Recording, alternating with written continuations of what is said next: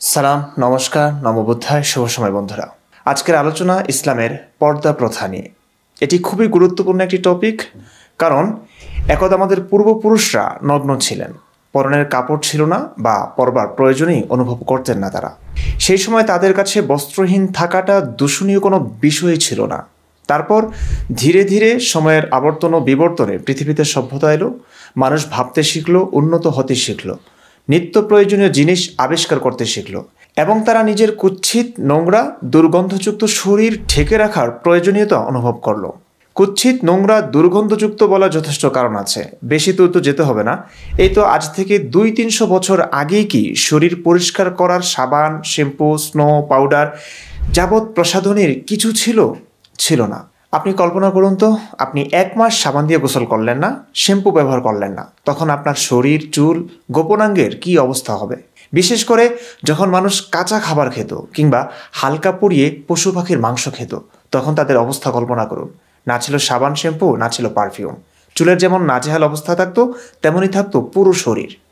সুতরাং নানা প্রয়োজন দেখা দিল শরীর ঢেকে রাখবার, সাথে গন্ধ ও অসৌন্দর্য, কুৎসিত অবস্থা ঢেকে রাখবার। প্রয়োজন দেখা দিলে আয়োজনও হয়, ইতিহাস এটাই বলে। সুতরাং ধীরে ধীরে মানুষ আয়োজন করে নিল শরীর ঢেকে রাখবার। প্রথমে গাছের পাতা থেকে শুরু হয়ে পশুর চামড়া, পশম, কাপড় পর্যন্ত এলো। এভাবে ভাবলে নগ্ন থেকে পোশাকের আবরণে চলে আসার এই পরিবর্তন সভ্যতাই বলা যায়। সভ্যতাও বটে নিঃসন্দেহে। এই কারণেই এই সভ্য পৃথিবীতেও যখন মানুষ আবার নগ্ন হয়ে পড়ছে, তখন অনেকের কাছেই এই নগ্নতা একটি অসভ্যতাই বলে মনে হচ্ছে এবং ইসলামের পর্দা প্রথা অনেকের কাছে একটি জনপ্রিয় প্রথা ও যৌক্তিক বিধান মনে হয়। ইসলামকে অনেক সভ্য ও পবিত্র মনে হয়। কার কেমন পোশাকে, কেমন ভূষণে কেমন মনে হয় তাতে আমাদের কিচ্ছু যায় আসে না, সে নিয়ে বলা উদ্দেশ্যও না। আমরা সমস্ত ধরনের স্বাধীনতায় বিশ্বাসী, কিন্তু এটি খুব স্পষ্ট যে হাজার হাজার বছর আগের মানুষের শরীর ঢেকে রাখার এবং এই সভ্য উন্নত পৃথিবীবাসীর সুন্দর, চকচকে, হরেক রকমের প্রসাধনী সজ্জিত এবং সুগন্ধিযুক্ত শরীর ঢেকে রাখার প্রয়োজনীয়তা এক নয়। আগে মানুষ শরীর ঢেকে রাখত নিজেদের অসৌন্দর্য, কুৎসিত, নোংরা দেহ ঢেকে রাখতে। এখন মানুষ পর্দা করে সুন্দর, লোভনীয়, আকর্ষণীয় শরীর ঢেকে রাখতে। এটি নিয়েও আমাদের আলোচনা নয়। যে উদ্দেশ্যেই ঢাকুক বা খোলা রাখুক, তা মানুষের ব্যক্তি স্বাধীনতা। আমরা কারো উপর নির্দিষ্ট পোশাক বা নগ্ন থাকার নিয়ম নীতি চাপিয়ে দিতে পারি না। কেউ যদি এমন করে নিজেদের আবৃত রেখে শান্তি পায়, তবে এটা তার সিদ্ধান্ত। আবার কেউ যদি খোলা আকাশের নিচে খোলা হাওয়ায় বিকিনি পরে বুক ভরে নিঃশ্বাস নেয়, শান্তি পায়, এটা তার সিদ্ধান্ত। আমার পছন্দ অপছন্দে তাদের সিদ্ধান্ত পরিবর্তনে বাধ্য করতে পারি না আমি বা আমরা। এই পর্যন্ত হলে ঠিক ছিল প্রিয় দর্শক, আমাদের আর কথা বলার প্রয়োজন ছিল না। কিন্তু সমস্যা দেখা দিয়েছে অন্যখানে। 1450 বছর আগে একটি পর্দা প্রথা শুরু হয়েছে। সেটি কোনো মানুষের বিধান নয়, সরাসরি আমাদের সকলের সৃষ্টিকর্তা আল্লাহর পক্ষ থেকে নাজিলকৃত বিধান। সেটি বিশ্ববাসীকে মানতেই হবে। এটি মানা না মানার ওপর অনন্ত পরকালের শান্তি ও শাস্তির লোভ ও ভয়ের ব্যাপার স্যাপার রয়েছে। তাই এটি মানতেই হবে, এই বিধান চাপিয়ে দিতেই হবে। যেহেতু এই বিশ্বাস পৃথিবীর প্রায় 200 কোটি মানুষের মাঝে ছড়িয়ে আছে, তাই তারা পৃথিবীর বাকি 500 কোটি মানুষের মাঝেও এই ঐশ্বরিক বিধানটি চাপিয়ে দিতে চাইছে। কিন্তু যারা এটিকে ঐশ্বরিক বিধান হিসেবে মানেন না বা বোঝেন না, তারা এই বিধান কেন মানবেন? তারা তাদের পছন্দ মতো পোশাক কেন পরবেন না? দ্বন্দ্বটা ঠিক এখানেই। যদি সত্যি ঐশ্বরিক বিধানই হয়, পর্দা প্রথা সত্যি কল্যাণকর হয়, পবিত্র বিধান হয়, তবে সকল নারীকেই এটা মানা উচিত আমি মনে করছি। কিন্তু যদি এমনটি না হয়, তবে কি এই বিধান চাপিয়ে দেওয়া যায়? চলুন আমরা দেখব পর্দা প্রথা আসলেই ঐশ্বরিক বিধান কিনা। ইসলাম কখন, কিভাবে, কোন প্রেক্ষাপটে, কোন উদ্দেশ্যে এই বিধান দিয়েছে। সর্বপ্রথম পর্দা সংক্রান্ত আয়াতটি হল 33 নং সূরা, সূরা আহজাবের 53 নং আয়াত। হে মুমিনগণ, তোমরা নবীর ঘরসমূহে প্রবেশ করো না। অবশ্য যদি তোমাদেরকে খাবারের অনুমতি দেওয়া হয়, তাহলে প্রবেশ করো, খাবারের প্রস্তুতির জন্য অপেক্ষা না করে। আর যখন তোমাদেরকে ডাকা হবে, তখন তোমরা প্রবেশ করো এবং খাবার শেষ হলে চলে যাও, আর কথাবার্তা লিপ্ত হয় না, কারণ তা নবীকে কষ্ট দেয়। সে তোমাদের বিষয়ে সংকোচ বোধ করে, কিন্তু আল্লাহ সত্য প্রকাশে সংকোচ বোধ করেন না। আর যখন নবী পত্নীদের কাছে তোমরা কোনো সামগ্রী চাইবে, তখন পর্দার আড়াল থেকে চাইবে। এটি তোমাদের ও তাদের অন্তরের জন্য অধিকতর পবিত্র। আর আল্লাহর রসুলকে কষ্ট দেয়া এবং তার মৃত্যুর পর তার স্ত্রীদেরকে বিয়ে করা কখনো তোমাদের জন্য সঙ্গত নয়। নিশ্চয়ই এটি আল্লাহর কাছে গুরুতর পাপ। এই আয়াতটির অর্থ দিয়ে বোঝা যাচ্ছে আয়াতটি বিশেষ এক প্রেক্ষাপটে নাজিল হয়েছে। সেই প্রেক্ষাপটটি কি? নবীর কষ্ট দূর করা। নবীর কেমন কষ্ট? সোজা ও সংক্ষেপ কথা এই, নবী তার পালক পুত্রবধূ জয়নব বিনতে জাহাশকে বিয়ে করে নিয়েছেন। এটি নিয়ে অনেক কাহিনী, আলোচনা সমালোচনা আছে। তৎকালীন আরবের লোকেরা পালক পুত্রকে আপন পুত্র বলে মনে করত। তো তারা নবীর পুত্রবধূকে বিয়ে করার ব্যাপারটিকে মেনে নিতে পারেননি। তাই এই বিষয়েও আল্লাহ আয়াত নাজিল করেছিলেন। যা হোক, যে বিয়ে আল্লাহর আদেশে হয় সেই বিয়ে নিয়ে আমাদের কারো কথা বলার অধিকার থাকে না। বিয়ের পর অনুষ্ঠান, ভোজের ব্যবস্থা, যাকে অলিমা বলা হয়, তা হলো। কিন্তু ভোজন শেষে কিছু সাহাবী জয়নবের ঘরে খোশ গল্পে লিপ্ত হয়ে গেল। তারা বাসা থেকে নড়ছেই না। নবী এর মাঝে কয়েকবার অন্যান্য স্ত্রীর ঘর থেকে ঘুরে এলেন কয়েক ধাপে। তারপরেও দেখলেন 3 সাহাবী বসেই আছে তার ঘরে। নবীকে এই ব্যাপারটি কষ্ট দিল। নবী তার সদ্য বিবাহিত স্ত্রীর সাথে একান্তে মিলিত হতে হয়তো আকুল বেকুল ছিলেন, কিন্তু সেই কথা সাহাবেদের বলাও যাচ্ছে না। সরল সহজ বোকা সাহাবেরা নবীর এই ব্যাপারটি বুঝতেও পারছিলেন না। এমনই এক কষ্টের মুহূর্তে নবী এই আয়াত পড়লেন। যে কথাটি নবী বলতে লজ্জা পাচ্ছিলেন সেই কথাটি আল্লাহর মাধ্যমে বলে নিলেন। বিচার আপনাদের কাছে। চলুন তাফসির ইবনে কাসির নবম খণ্ড, ইসলাম ফাউন্ডেশন বাংলাদেশ, পৃষ্ঠা 145 এবং 46 থেকে প্রেক্ষাপটটি পড়ে নেই। আনাস ইবনে মালিক রাদিয়াল্লাহু তাআলা আনহু হতে বর্ণনা করেন, তিনি বলেন, রাসূলুল্লাহ সাল্লাল্লাহু আলাইহি ওয়াসাল্লাম হযরত জয়নব বিনতে জাহাশ রাদিয়াল্লাহু তাআলা আনহাকে বিবাহ করিবার পর অলিমার জন্য দাওয়াত করিলেন। আমন্ত্রিত লোকজন আহারের পর বসিয়া গল্প জুড়িয়া দিল। রাসূলুল্লাহ সাল্লাল্লাহু আলাইহি ওয়াসাল্লাম তাহাদের গল্পে লিপ্ত দেখিয়া উঠিবার প্রস্তুতি লইলেও তাহারা কিন্তু উঠিলেন না। ফলে তিনি ঘর ছাড়িয়া উঠিয়া গেলেন। তিনি উঠিয়া গেলে কতক তো তাহার সহিত উঠিয়া গেল, কিন্তু ইহার পরও 3 জন বসিয়াই রহিল। রাসূলুল্লাহ সাল্লাল্লাহু আলাইহি ওয়াসাল্লাম কিছুক্ষণ পরে যখন ঘরে প্রবেশ করিতে চাহিলেন, তখনও তাহারা বসিয়াছিলেন। ইহার পর যখন তাহারা চলিয়া গেল, তখন আমি রাসূলুল্লাহ সাল্লাল্লাহু আলাইহি ওয়াসাল্লামকে তাহাদের চলিয়া যাইবার সংবাদ দিলাম। তিনি ফিরিয়া আসিয়া ঘরে প্রবেশ করিলেন। আমিও তাহার সহিত প্রবেশ করিতে চাহিলে তিনি পর্দা টানিয়া দিলেন। অতঃপর নাজিল হইল, ইয়া আইয়ুহাল্লাযীনা আমানু লা তাদখুলু বুয়ুতান নাবিয়্যি ইল্লা আইয়ুযানা লাকুম ইলা তুআমিন গায়রা নাযিরিনা ইনাহ ওয়ালাকিন ইযা দুআইতুম ফাদখুলু ফাইযা তুআইমতুম ফান্তাশিরু। অর্থাৎ এই আয়াতটি নাজিল হলো। ভিডিওটি সংক্ষিপ্ত করতে রেফারেন্স অল্পই দেখাচ্ছি। এই শানে নজুল বা আয়াত নাজিলের প্রেক্ষাপট অনেক সহিহ হাদিসে এসেছে, আরও নিখুঁতভাবে, বিস্তারিতভাবে। নানান তাফসিরে এবং সহিহ হাদিসে এর বিস্তারিত বিবরণ পাবেন। চলুন আমরা 1-2টা হাদিস দেখি। সহিহ বুখারী তাওহীদ পাবলিকেশন হাদিস নং 5163, সহিহ মুসলিম হাদিস একাডেমি 3397 নং হাদিস, 3398, 3399, 3400, এই সবগুলো হাদিসই একই ঘটনা বর্ণিত হয়েছে। সবগুলো বিস্তারিত পড়লে বুঝবেন রাসূলের একটি অতি ব্যক্তিগত প্রয়োজনে স্ত্রীর সাথে মিলিত হবার তীব্র আকাঙ্ক্ষার ফলে মহান আল্লাহ আসলে তার ঘর থেকে ওই 3 ব্যক্তিকে বিদায় দিতে এই আয়াতগুলো নাজিল করলেন।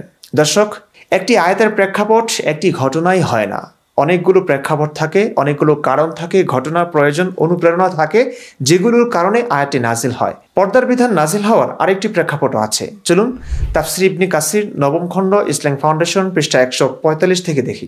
ইমাম বুখারী রহমতুল্লাহি আলাইহি বলেন, মুসাদ্দাদ রহমতুল্লাহি আলাইহি আনাস ইবনে মালিক রাদিয়াল্লাহু তাআলা আনহু হইতে বর্ণিত, তিনি বলেন, একবার হযরত ওমর রাদিয়াল্লাহু তাআলা আনহু বলিলেন, ইয়া রাসূলুল্লাহ সাল্লাল্লাহু আলাইহি সাল্লাম, আপনার এখানে ভালো মন্দ সর্বপ্রকার লোকের আগমন ঘটে, যদি আপনি উম্মাহাতুল মুমিনিনকে পর্দার নির্দেশ দিতেন। আমার এই আকাঙ্ক্ষা প্রকাশের পর আল্লাহ তাআলা পর্দার আয়াত নাজিল করেন। হযরত জয়নব রাদিয়াল্লাহু তাআলা আনহুর সহিত যেদিন রাসূলুল্লাহ সাল্লাল্লাহু আলাইহি ওয়াসাল্লামের বিবাহ সম্পন্ন হয়, সেদিন সকালে পর্দার আয়াত নাজিল হয়।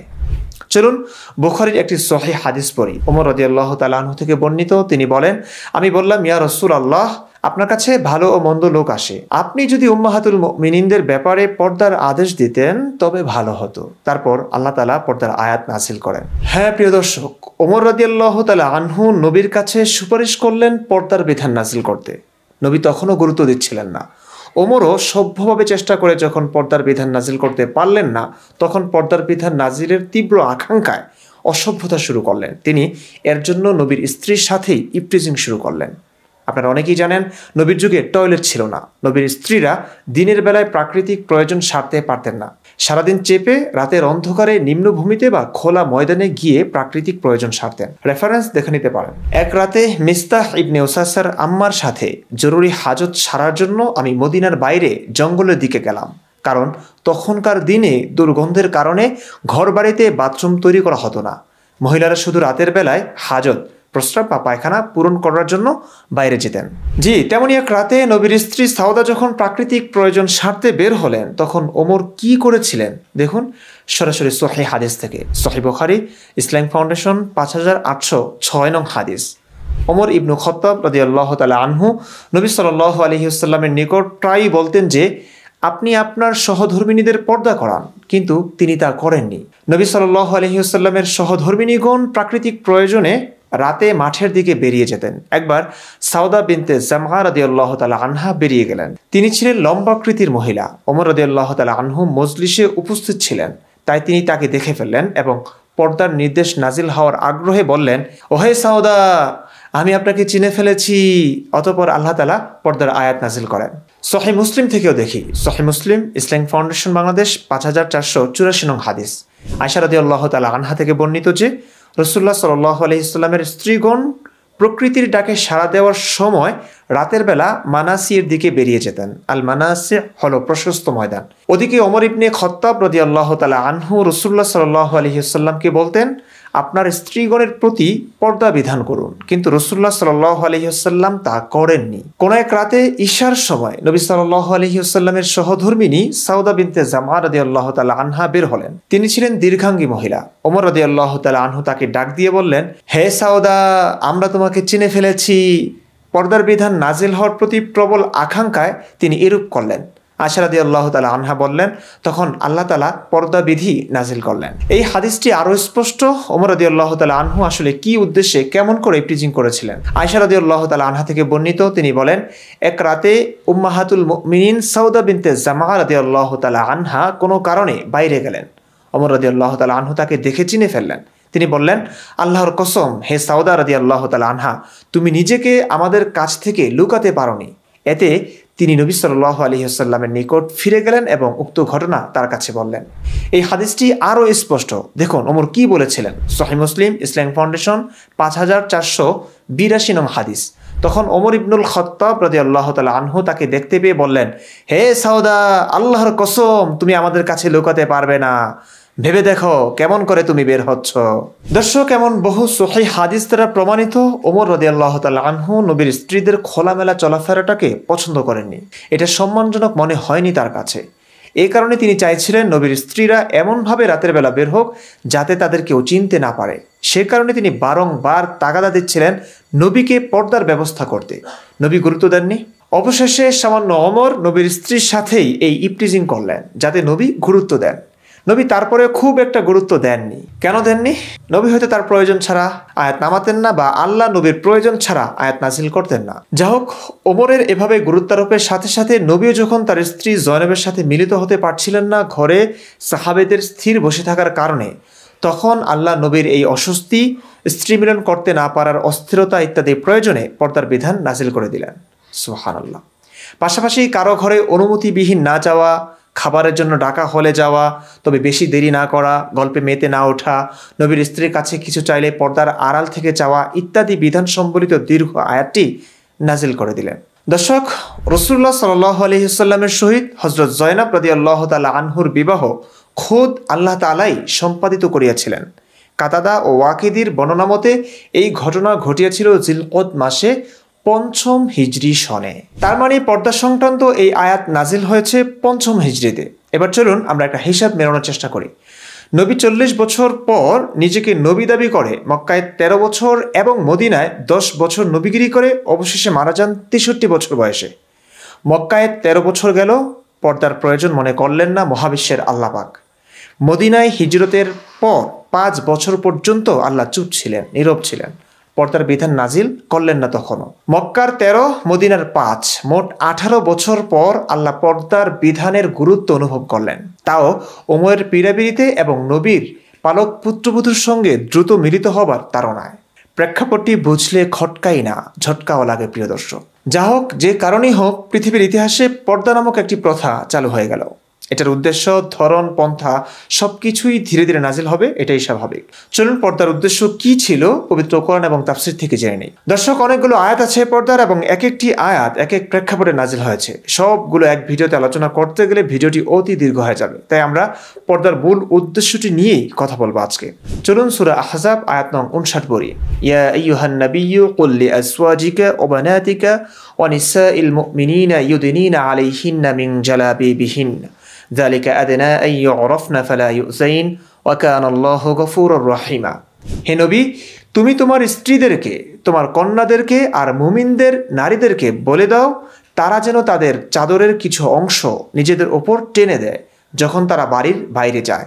এতে তাদেরকে চেনা সহজতর হবে এবং তাদেরকে উত্ত্যক্ত করা হবে না। আল্লাহ অতি ক্ষমাশীল, পরম দয়ালু। এই আয়াতের শেষে পর্দা করার উদ্দেশ্য বলা হয়েছে। এতে তাদেরকে চেনা সহজতর হবে এবং তাদেরকে উত্ত্যক্ত করা হবে না। দুটি বিষয় খুব ভালোভাবে বুঝতে হবে। চেনা সহজ হওয়া, উত্ত্যক্ত করতে না পারা। এই চেনা সহজ হওয়া মানে কি? উত্ত্যক্ত যেন না করতে পারে সেই উদ্দেশ্যে কেন মেয়েদের চাদর আবৃত থাকার কথা বলা হয়েছে? চলুন এই আয়াতের তাফসির দেখে নেই তাফসির ইবনে কাসির থেকে।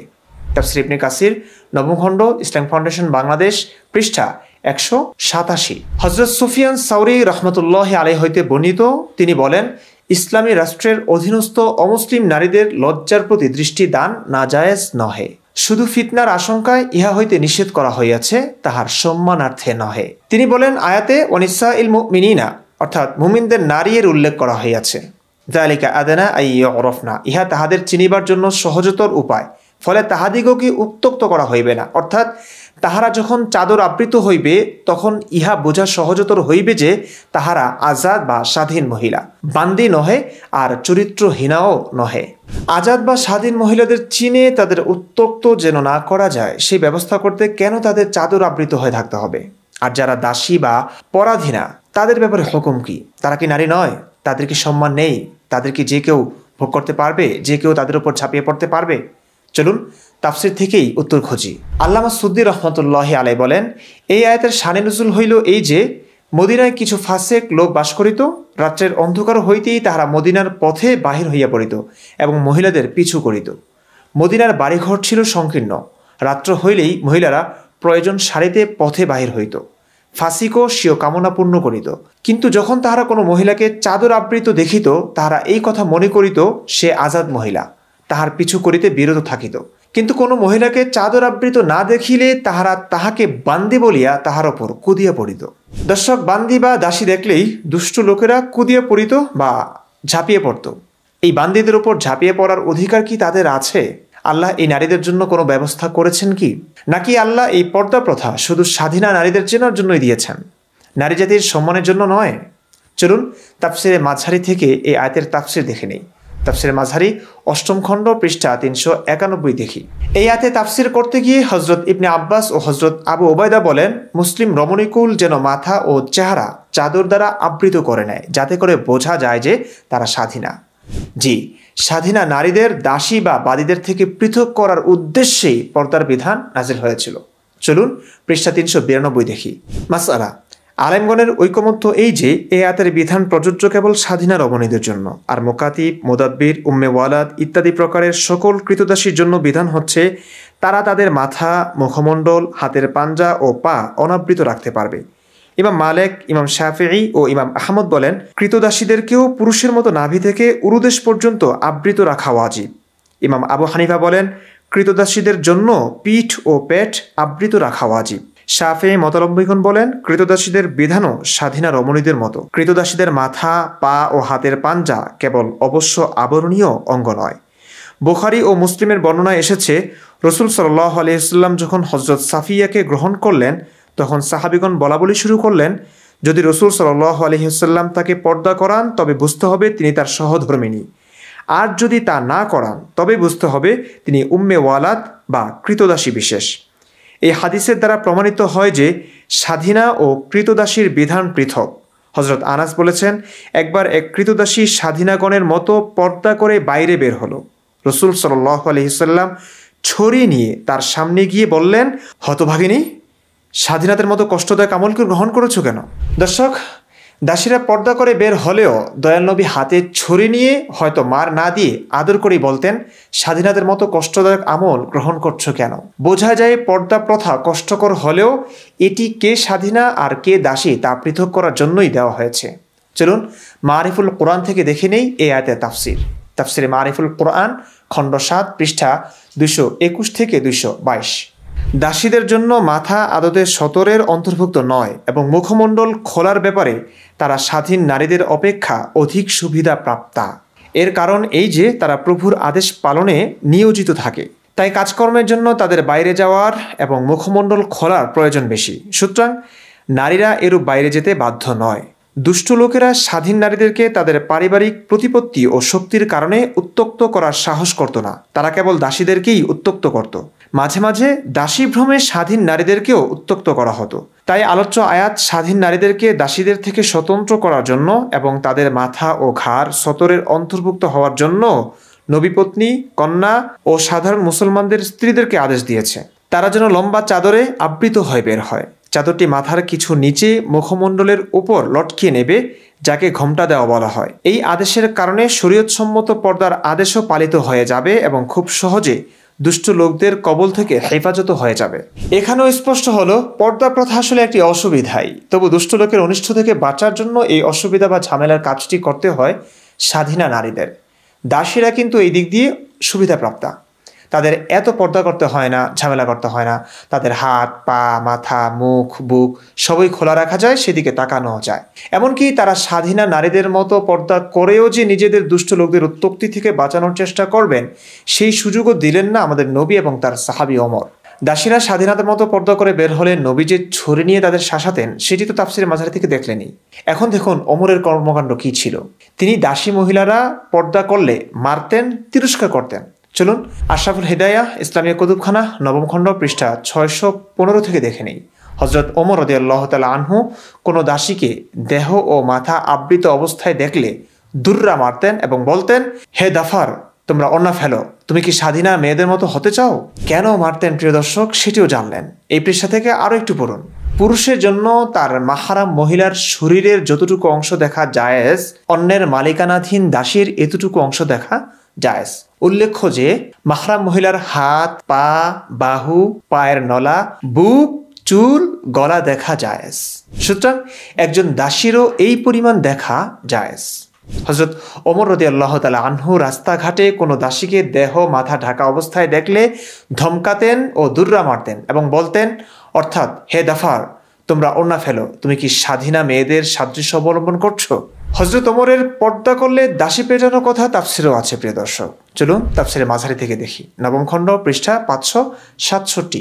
হযরত আনাস বর্ণনা করেছেন, একবার এক কৃতদাসী স্বাধীনাগণের মতো পর্দা করে হযরত ওমরের পাশ দিয়ে কোথাও যাচ্ছিল।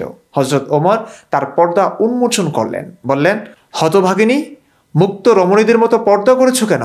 এ কথা বলে তিনি তার আবরণী ছুঁড়ে ফেলে দিলেন দূরে। কি একটা অবস্থা দেখলেন, আবরণী ছুঁড়ে ফেলে দিলেন দূরে। উনি হয়তো খলিফা বলেই এমন সাহস করতে পেরেছিলেন।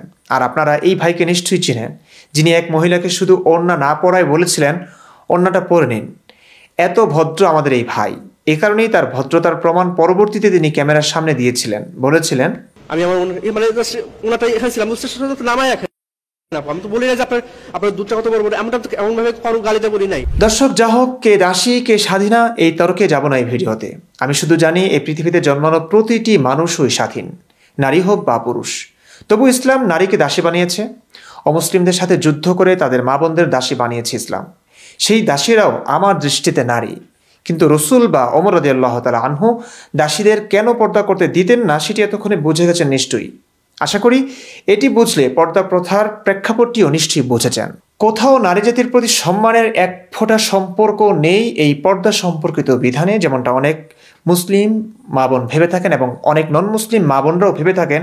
ইসলাম নারীদের শরীর আবৃত করে নারীদেরকে সম্মান দিয়েছে, নারীদেরকে রক্ষা করেছে। যে ইসলাম নিজেদের স্বাধীনা নারীদের আবৃত করে রক্ষা করেছে বলে জানলাম, সেই একই ইসলাম আরেক নারী যে দাসী, তাকে পর্দা করলেই তার পোশাক ছুঁড়ে ফেলে দিচ্ছে, তাকে প্রহার করা হচ্ছে, তিরস্কার করা হচ্ছে। এটাই কি সম্মান? কিতাবুস সুনান আল কুবরা থেকে জানা যায়, খলিফা ওমরের মহলে দাসীগণ আমাদের পানীয় পরিবেশন করত, যাদের চুল দেখা যেত এবং সেই চুল তাদের স্তনে ধাক্কা খেত। এত স্পষ্ট হয় দাসীদের জন্য পর্দা নেই। সুনান আদ-দারাকুতনি 863 নং হাদিস থেকেও এই বিষয়টি জানা যায়। তোমাদের কেউ নিজের দাসকে বা নিজের শ্রমিককে তার দাসীর সঙ্গে বিবাহ দিলে সে যেন তার নাভির নিচ থেকে হাঁটুর উপর পর্যন্ত অঙ্গের প্রতি না তাকায়, কারণ নাভির নিচ থেকে হাঁটু পর্যন্ত সতর, অর্থাৎ অবশ্য আবরণীয় অঙ্গ। তার মানে দাসীর সতর বা আবরণীয় অঙ্গ হলো নাভির নিচ থেকে হাঁটু পর্যন্ত, বাকি সব খোলা রাখা যায়, দেখা যায়। প্রশ্ন হলো, দাসীদের সেই খোলা অংশ দেখে কি মুমিনদের অনুভূতি জাগ্রত হয় না বা হবে না? হলে এদের এই অংশ খোলা রাখা জায়েজ কেন দিয়েছে ইসলাম? কেন দাসীদের জন্য পর্দা নয়? এর আরেকটি প্রমাণ হলো রাসূলুল্লাহ সাল্লাল্লাহু আলাইহি ওয়াসাল্লামের স্ত্রী সাফিয়া। সাফিয়া হলেন ইহুদি নেতা হুয়াই ইবনে আখতাবের মেয়ে। সাফিয়ার স্বামী এবং তার পিতা, চাচা সবাইকেই যুদ্ধের নাম করে মারা হয়েছে। সাফিয়া যুদ্ধবন্দিনী হয়ে এক সাহাবীর গনিমতের মালের অংশ হয় প্রথমে। তারপর সে অতি সুন্দরী বলে নবীর তাকে পছন্দ হয়, নবী তাকে গ্রহণ করে নেন। কিন্তু দাসী হিসেবে গ্রহণ করেছেন নাকি দাসীকে স্ত্রী হিসেবে গ্রহণ করেছেন, সেটি সাহাবীরা প্রমাণ করেছেন পর্দা দিয়েই। চলুন কয়েকটি হাদিস দেখি। সহিহ বুখারী তাওহীদ পাবলিকেশন 4212 নং হাদিস। আনাস ইবনে মালিক রাদিয়াল্লাহু তাআলা আনহু হতে বর্ণিত যে নবী সাল্লাল্লাহু আলাইহি ওয়াসাল্লাম খাইবার থেকে ফেরার পথে সাফিয়া রাদিয়াল্লাহু তাআলা আনহা বিনতে হুয়াইয়ের কাছে 3 দিন অবস্থান করে তার সঙ্গে বাসর যাপন করেছেন। আর সাফিয়া রাদিয়াল্লাহু তাআলা আনহা ছিলেন তাদের একজন যাদের জন্য পর্দার ব্যবস্থা করা হয়েছিল। টিকাটি পড়ুন। ইসলামী শরিয়াতে কৃতদাসীর জন্য পর্দার হুকুম পালন করতে হতো না, কিন্তু স্বাধীন নারীদের জন্য পর্দা করতে হতো। নবী সাল্লাল্লাহু আলাইহি ওয়াসাল্লাম সাফিয়া রাদিয়াল্লাহু তাআলা আনহার জন্য পর্দার ব্যবস্থা করায় বোঝা গেল তিনি তাকে কৃতদাসী নয়, স্ত্রী হিসেবে গ্রহণ করেছেন। আর একটি হাদিস দেখুন, সহিহ বুখারী তাওহীদ পাবলিকেশন 4213 নং হাদিস। আনাস রাদিয়াল্লাহু তাআলা আনহু থেকে বর্ণিত, তিনি বলেন, নবী সাল্লাল্লাহু আলাইহি ওয়াসাল্লাম খাইবার ও মদিনার মাঝে এক স্থানে 3 দিন অবস্থান করেছিলেন, যাতে তিনি সাফিয়া রাদিয়াল্লাহু তাআলা আনহার সঙ্গে বাসর করেছেন। আমি মুসলিমদেরকে ওলিমার জন্য দাওয়াত দিলাম। অবশ্য এই ওলিমাতে গোশতও ছিল না, রুটিও ছিল না, কেবল এতটুকু ছিল যে তিনি বিলাল রাদিয়াল্লাহু তাআলা আনহুকে দস্তরখান বিছাতে বললেন। তা বিছানো হলো। এই অবস্থা থেকে মুসলিমগণ পরস্পর বলাবলি করতে লাগলো যে তিনি অর্থাৎ সাফিয়া রাদিয়াল্লাহু তাআলা আনহা কি উম্মাহাতুল মুমিনিনদের একজন না কৃতদাসীদের একজন। তারা আরো বললেন, যদি রাসূলুল্লাহ সাল্লাল্লাহু আলাইহি ওয়াসাল্লাম তার জন্য পর্দার ব্যবস্থা করেন তাহলে তিনি উম্মাহাতুল মুমিনিনেরই একজন বোঝা যাবে, আর পর্দার ব্যবস্থা না করলে তিনি দাসীদের অন্তর্ভুক্ত। এরপর যখন তিনি নবী সাল্লাল্লাহু আলাইহি ওয়াসাল্লাম রওনা হলেন, তখন তিনি নিজের পেছনে সাফিয়া রাদিয়াল্লাহু তাআলা আনহার জন্য বসার জায়গা করে দিয়ে পর্দা খাটিয়ে দিলেন। কথা কি ক্লিয়ার না ভেজাল আছে? না, কোনো ভেজাল নেই। ভেজাল যে নেই তার জন্য আরেকটি সহিহ হাদিস পড়ুন। সহিহ বুখারী ইসলাম ফাউন্ডেশন 5645 নং হাদিস। আনাস ইবনে মালিক রাদিয়াল্লাহু তাআলা আনহু থেকে বর্ণিত, তিনি বলেন, মদিনাবাসীদের কোনো এক দাসীও রাসূলুল্লাহ সাল্লাল্লাহু আলাইহি ওয়াসাল্লামের হাত ধরে যেখানে ইচ্ছা নিয়ে যেত আর তিনিও তার সাথে চলে যেতেন। একই কথা আছে ইবনে মাজার হাদিসেও। সুনান ইবনে মাজাহ 4177 নং হাদিস। আনাস ইবনে মালিক রাদিয়াল্লাহু তাআলা আনহু থেকে বর্ণিত, তিনি বলেন, মদিনার কোন দাসী নিজ প্রয়োজনে রাসূলুল্লাহ সাল্লাল্লাহু আলাইহি ওয়াসাল্লামের হাত ধরে তাকে নিজ ইচ্ছামতো মদিনার কোন স্থানে নিয়ে যেতে চাইলে তিনি তার হাত থেকে নিজের হাত ছাড়িয়ে নিতেন না, তার সাথে যেতেন। দর্শক, আমি প্রশ্ন করব না দাসীরা নবীর হাত ধরে কোথায় নিয়ে যেতেন, নবী কেন যেতেন, কি করতেন, না প্রশ্ন করব না। যথেষ্ট দীর্ঘ হয়ে গেছে ভিডিও, আর দীর্ঘ করতে যাচ্ছি না। অবশেষে কিছু প্রশ্ন রেখে যাব। 18টি বছর ধরে ইসলাম, নবী, আল্লাহ, জিবরাইল কেউ কেন পর্দার বিধানের প্রয়োজনীয়তা অনুভব করলেন না? এত দেরিতে যদিও করেছেন, কেন একজন ওমরের অনুরোধ বা পীড়াপিড়িতেই এমন গুরুত্বপূর্ণ বিধানটি নাজিল হলো? কিংবা নবী যখন নিজের পালক পুত্রবধূ জয়নবের সাথে কিছু সাহাবীদের বসে থাকার কারণে সেক্স করতে পারছিলেন না, তখন কেন পর্দার আয়াত নাজিল হলো? এর চেয়ে সুন্দর কোনো প্রেক্ষাপট প্রয়োজন কি দেখা দেয়নি? পর্দার মতো একটি সার্বজনীন বিধানও নবীর ব্যক্তিগত প্রয়োজনেই নাজিল হতে হলো। বিধানটি তাও সকল নারীদের ক্ষেত্রে, নারীদের ইজ্জত আবরুর হেফাজতের জন্য নয়, কেবল স্বাধীনা নারীর জন্য। দেখুন, আল্লাহ একজন থেকে থাকলে তিনি সার্বজনীন, কিন্তু তার এই বিধানটি কেন সার্বজনীন নয়? নবীর স্ত্রী আয়েশা এসব কারণেই কি বলেছিলেন, আপনার প্রভু দেখছে আপনার ইচ্ছা পূরণেই সদা ব্যস্ত থাকেন, আপনার ইচ্ছা পূরণেই আয়াত নাজিল করেন। নবীর তরুণী বুদ্ধিমতী স্ত্রী আয়েশার এই কথাটি কি ইসলামের মূল ও উৎস কি সেটি বোঝার ক্ষেত্রে আমাদের জন্য একটি বিশাল বড় ইঙ্গিত ছিল হয়তো। দেখুন, আপনি পর্দা করতেই পারেন নিজস্ব পছন্দ মাফিক, কিন্তু এটির সাথে আল্লাহ বা সৃষ্টিকর্তার পছন্দ, নারীদের সম্মানের কোনো সম্পর্ক নেই, প্রমাণ নেই। যেহেতু পর্দা প্রথা স্রষ্টা কর্তৃক বিধান, এর কোনো প্রমাণ নেই, তাই এই বিধানটি চাপিয়ে দেওয়ার কোনো মানেই হয় না। আমি বলছি না আপনি নগ্ন হয়ে ঘুরে বেড়ান, কিন্তু আপনি যদি আপনার মতো নগ্ন হয়ে ঘুরে বেড়ানো এবং সেটি আমার পছন্দ নাও হয়, তাতে যদি আমার যৌবনে জোয়ারও বয়ে যায়, অনুভূতিতে আঘাতও লাগে, তাতেও আমি আপনার স্বাধীনতায় হস্তক্ষেপ করতে পারি না। অন্তত আমি এটুকু জানি আপনার পোশাকের স্বাধীনতা আমার কোনো ক্ষতি করছে না। তাই আপনি কি পড়ছেন না পড়ছেন তাতে আমি কোনো হস্তক্ষেপ করতে পারি না।